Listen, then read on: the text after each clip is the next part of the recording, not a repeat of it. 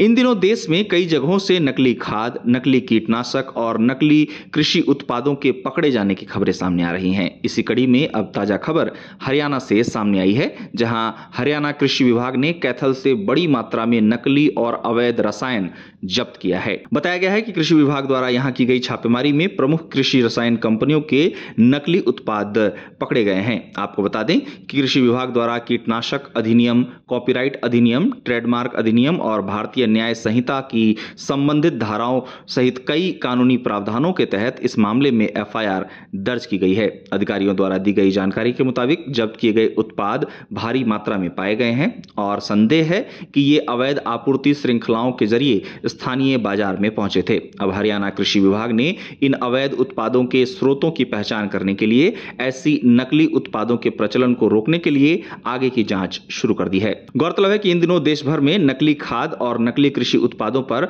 कार्रवाई का दौर जारी है। केंद्रीय कृषि मंत्री शिवराज सिंह चौहान ने स्पष्ट किया है कि नकली खाद और नकली कृषि उत्पादों की बिक्री करने वालों को किसी भी सूरत में बर्दाश्त नहीं किया जाएगा। उनका कहना है कि यह अपराध है और इस पर सख्त कार्रवाई की जाएगी। साथ ही कृषि मंत्री चौहान ने कहा है कि घटिया क्वालिटी की खाद, बीजों और नकली फसल सुरक्षा उत्पादों को बाजार से हटाने का काम सख्ती से किया जाएगा। उन्होंने यह भी कहा है कि केवल उन्हीं कृषि उत्पादों को बिक्री की अनुमति दी जाएगी जिनका परीक्षण किया गया हो और जो आईसीएआर या कृषि विश्वविद्यालयों द्वारा प्रभावी सिद्ध हो। उन्होंने साथ ही यह भी कहा है कि अगर नकली कृषि उत्पादों से किसानों की फसलों को नुकसान होता है तो किसानों के साथ धोखाधड़ी करने वाले कंपनियों का लाइसेंस रद्द किया जाएगा और जुर्माना भी लगाया जाएगा।